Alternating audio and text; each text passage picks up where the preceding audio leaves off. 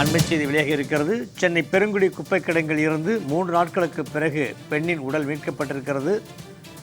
சென்னையின் பெருங்குடி குப்பை கிடங்கில் இருந்து 3 நாட்களுக்கு பிறகு ஒரு பெண்ணின் உடல் மீட்கப்பட்டிருப்பதை தற்போது நாம் அண்மை செய்திகளாக பார்த்து கொண்டிருக்கிறோம்.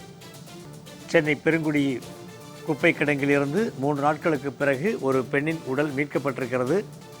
சென்னை புறநகர் பகுதிகளில் குப்பைகள் கொட்டும் கிடங்காக பெருங்குடி பகுதியில் உள்ள குப்பை கிடங்கில் கொட்டப்பட்டு கொண்டிருக்கிறது. அந்த பகுதியிலே இருந்து ஒரு 3 நாட்களுக்கு பிறகு ஒரு பெண்ணின் உடல் மீட்கப்பட்டிருப்பதை தற்போது நாம் அண்மை செய்திகளாக பார்த்து கொண்டிருக்கிறோம்.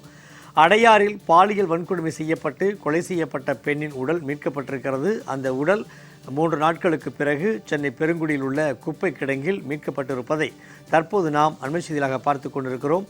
சாக்கு மூட்டையில் வீசப்பட்ட பெண்ணின் உடல் மீட்கப்பட்டுள்ளது முக்கிய செய்தியாக பார்க்கப்படுகிறது. இது தொடர்பான கூடுதல் விவரங்களை தெரிவிக்கிறார் நமது சிறப்பு செய்தியாளர் ராம்குமார். சென்னை பெருங்குடியில் உள்ள குப்பை கிடங்கிலே 3 நாட்களுக்கு பிறகு ஒரு பெண்ணின் உடல் மீட்கப்பட்டிருக்கிறது. கூடுதல் விவரங்களை பதிவிடுங்க. கண்டிப்பாக சண்முகவேல், கடந்த 24ஆம் தேதி சென்னை இந்திரா நகர்ல இருக்கக்கூடிய முதல் நெடுஞ்சாலையில மூட்டையில் ஒரு வடமாநில நபரின் உடல் மீட்கப்பட்டது.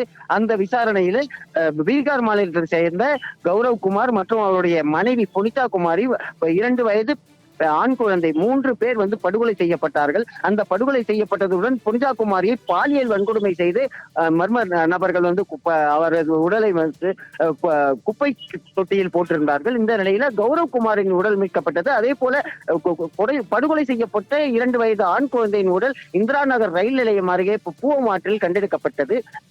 இந்த புனிதா குமார் பாலியல் வன்கொடுமை செய்து கொடூரமாக கொலை செய்யப்பட்ட புனிதா குமாரின் உடல் பெருங்குடி குப்பை கிடங்கில் போட்டதாக குற்றவாளிகள் தெரிவித்த நிலையில் கடந்த 3 தினங்களாக இரவு பகல் பாராமல் அங்கு உடல் தேடப்பட்டது. இந்த நிலையில 3 தினங்களாக தேடப்பட்ட நிலையில தற்போது புனிதா குமாரின் உடல் போலீசாரால் மீட்கப்பட்டிருக்கிறது. அழுகிய நிலையில் இந்த உடல் மீட்கப்பட்டிருக்கிறது. குறிப்பாக கடந்த 24ஆம் தேதி நள்ளிரவு சென்னை தரமணி மத்திய அரசுக்கு சொந்தமான பாலிடெக்னிக் கல்லூரியில் வைத்து பாலியல் பலாத்காரம் செய்து படுகொலை செய்யப்பட்டார். அந்த கொலை மட்டுமில்லாமல் அவரது தடுக்க வந்த அவரது கணவரை கௌரவ் குமாரை அவரையும் படுகொலை செய்து பச்சிளம் குழந்தையான 2 வயது குழந்தையையும் அடித்து படுகொலை செய்யப்பட்ட சம்பவம் அதிர்ச்சியாக்கிய நிலையில் தற்போது 2 பேர் அது குழந்தை மற்றும் கௌரவ் குமாரின் உடல் ராயப்பேட்டை அரசு மருத்துவமனையில் வைக்கப்பட்டிருக்கிறது. கடந்த 3 தினங்களாக புனிதா குமாரியின் உடல் தேடப்பட்டிருந்தது பெருங்குடியில் குப்பை கிடங்கில் தற்போது மீட்கப்பட்டிருக்கிறது.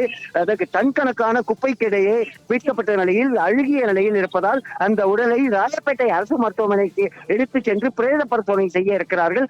இந்த சம்பவம் தொடர்பாக ஏற்கனவே சிக்கந்தர் உள்ளிட்ட 3 பேர் கைது செய்யப்பட்டு நீதிமன்ற காவலில் வைக்கப்பட்ட நிலையில் தற்போது இந்த புனிதா குமாரியின் உடல் மீட்கப்பட்டிருக்கிறது.